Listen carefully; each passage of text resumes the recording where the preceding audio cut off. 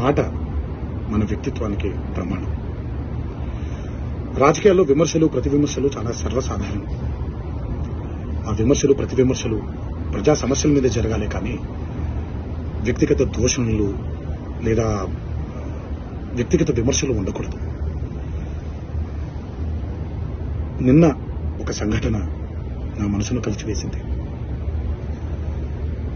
ఎప్పుడైతే మనం ప్రజా సమస్యల్ని పక్కన పెట్టి వ్యక్తిగత దూషణలకి దిగుతున్నామో, ముఖ్యంగా మన ఆడపడుచుల గురించి పురుష పదజాలంతో మాట్లాడుతున్నామో, అది ఒక అరాచక పరిపాలనకు నాంది పలుకుతుంది. అది తప్పు. స్త్రీ జాతిని గౌరవించడం అనేది, ఆడవాళ్ళని ఆడపడుచుల్ని గౌరవించడం అనేది మన సంస్కృతి. మన నవనాడుల్లో, మన జవజీవాల్లో, మన రక్తంలో ఇమిడిపోయినటువంటి ఒక సంప్రదాయం. మన సంప్రదాయాల్ని రాబోయే తరానికి జాగ్రత్తగా భద్రంగా అప్పచెప్పాలి, కానీ మన సంస్కృతిని కలిచివేసి కాల్చేసి రాబోయే తరానికి ఒక బంగారు బాట వేస్తున్నాం అనుకుంటుంటే అది మన తప్పు. అది మనం చేసే చాలా పెద్ద తప్పు. ఈ మాటలు నేను ఇలాంటి ఒక వ్యక్తిగత దోషణకి గురైనటువంటి ఒక కుటుంబానికి చెందిన సభ్యుడిగా మాట్లాడట్లేదు. ఈ మాటలు నేను ఒక కొడుకుగా, ఒక భర్తగా, ఒక తండ్రిగా, ఈ దేశానికి ఒక పౌరుడిగా, సాటి తెలుగువాడిగా మాట్లాడుతున్నాను. రాజకీయ నాయకులందరికీ ఒకటే విన్నపం: దయచేసి ఈ అరాచక సంస్కృతిని ఇక్కడితో ఆపేయండి. ప్రజా సమస్యల మీద పోరాడండి. రాబోయే తరానికి బంగారు బాట వేసేలాగా మన నడవడిక ఉండేలాగా జాగ్రత్త పడండి. ఇది నా విన్నపం మాత్రమే.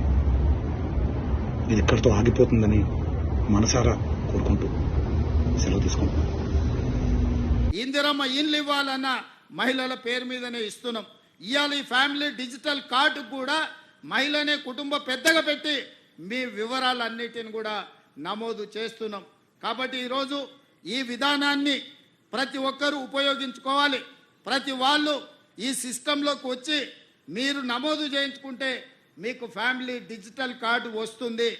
ఈ అమలు చేసే క్రమంలో ప్రతిపక్షాలకు కూడా నా సూచన: ఏది పడితే అది వాగుడు, లేకపోతే మీరు తప్పులు, మీరు అప్పులు. పోయినానే చేసినవి రెండే. ఒకటి అడ్డగోలుగా తప్పులు చేసిండు, రెండు విపరీతంగా అప్పులు చేసిండు.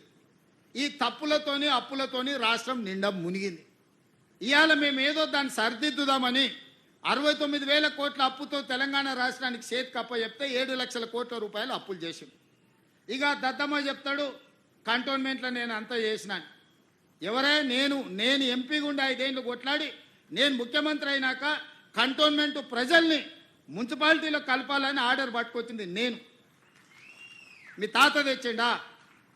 ఎలివేటెడ్ కారిడార్ ఆర్మీ ప్రాంతంలో రోడ్లు ఇబ్బంది జరిగి ఈ ప్రాంతం పెండింగ్ ఉంటే భూమికి భూమి బదలాయింపు కింద ఇచ్చి ఆర్మీతో నేను మాట్లాడి రాజ్నాథ్ సింగ్ నేను కలిసి ఎలివేటెడ్ కారిడార్లకు దాదాపుగా 194 ఎకరాల భూమిని బదలాయింపజేసి ఈ కంటోన్మెంట్ ఎదుర్కొంటున్న ట్రాఫిక్ సమస్యను శాశ్వతంగా పరిష్కరించడానికే ఎలివేట్ కారిడార్స్ కోసం మనం అనుమతి తీసుకొచ్చినాం.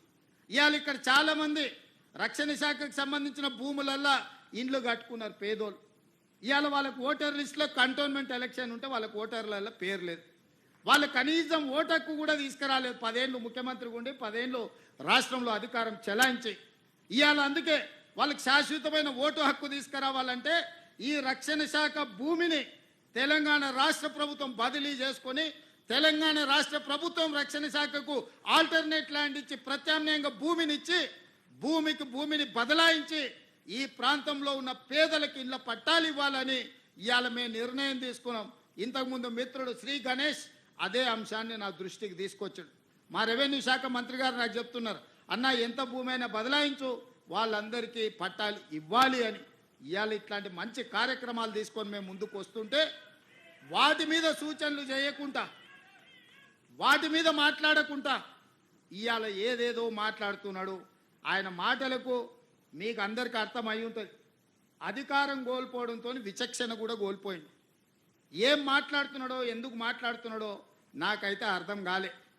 10 ఏళ్ళు మీరు ఉన్నారు, 10 ఏళ్ళు ఏలినరు, నిరుద్యోగుల ఉసురు పోసుకున్నారు, మీ ఉద్యోగం వాళ్ళు ఊడగొట్టారు. ఈ ప్రభుత్వం వచ్చినాక 90 రోజుల్లో 30,000 ఉద్యోగాలు ఇదే ఎల్బీ స్టేడియంలో ఒక్కొక్కరికి పేరున పిలిచి వాళ్ళకు ఉద్యోగాలు ఇచ్చింది ప్రభుత్వం కాదా? మరో 30-35,000 ఉద్యోగాలు ఈ డిసెంబర్ లోపల ఇవ్వాలని నిన్నగాక మొన్న 11,062 మంది టీచర్ ఉద్యోగాల ఫలితాలు ప్రకటించి రేపు 9 తారీఖు నాడు అదే ఎల్బీ స్టేడియంలో పేదలకు విద్య చెప్పే ఈరోజు టీచర్ల నియామకాలు ప్రభుత్వం చేపట్టబోతుంది. అదేవిధంగా వైద్య రంగంలో వేలాది మంది పోస్టుల పారామెడికల్ సిబ్బందిని మన ప్రభుత్వం వచ్చినాక నియమించింది. ఇవాళ ఒక్కొక్క సమస్యను పరిష్కరించుకుంటూ హైదరాబాద్లో ట్రాఫిక్ సమస్యను పరిష్కరించుకుంటూ, హైదరాబాద్కు వచ్చిన వరదల్ని పరిష్కరించుకుంటూ, హైదరాబాద్ కూరుకుపోతున్న బురదలో నుంచి నగరాన్ని కాపాడాలని ఒక మంచి ఆలోచనతోని ముందుకు వస్తే దాని మీద కూడా బురద జల్లుకుంటూ తిరుగుతున్నారు బామర్దులు. నేను అంటున్న కిరాయి మనుషులతో మీరు చేసే హడావిడి తెలంగాణ సమాజం నిశ్చితంగా గమనిస్తుంది. ఇవాళ పేదలకు అన్యాయమైందని ఏడుస్తున్నారు కదా. ఈ తెలంగాణ రాష్ట్రాన్ని దోసుకున్న నిధులు మీ పార్టీ ఖాతాలో 1,500 కోట్లు ఉన్నాయి. ఒక 500 కోట్లు తీసి ఆ మూసీలో మునిగిపోయిన వాళ్ళకి పంచిపెట్టండి. మీకు అధికారంలోకి రాకంటే ముందు తొడుక్కోవడానికి చెప్పులు కూడా లేవు కదా. ఈరోజు 1,500 కోట్ల రూపాయలు మీ పార్టీ ఖాతాలో ఉన్నాయి. అది ఎవరి సొమ్ము? తెలంగాణ ప్రజల సొమ్ము కాదా? ఇవాళ తెలంగాణ ప్రజలు మూసీలో ఉన్న పేదలు బాధలు ఎదుర్కొంటున్నారని మీరు మాట్లాడుతున్నారు కదా. ఒక 500 కోట్ల రూపాయలు మీ పార్టీ ఖాతాలో నుంచి తీసి వాళ్ళకి పంచి పెట్టండి. వాళ్ళకి ప్రత్యామ్నాయం ఏం చేయాలో చెప్పండి. ఈరోజు ఈ ప్రభుత్వం సిద్ధంగా ఉంది వినడానికి. హైడ్రా గురించి అసెంబ్లీలో చర్చ పెట్టినప్పుడు ఈ సన్నాసులు పారిపోయినరు, మాట్లాడలేదు. హైడ్రా మీద అసెంబ్లీలో చర్చ జరగలేదా? ఆ రోజు మీరు సూచన చేసి ఉంటే ఈరోజు మీరు అడ్డగోలుగా మాట్లాడాల్సిన అవకాశమే లేకపోతుండే కదా. ఈరోజు పేదలకు ఏం చేద్దామో చెప్పండి.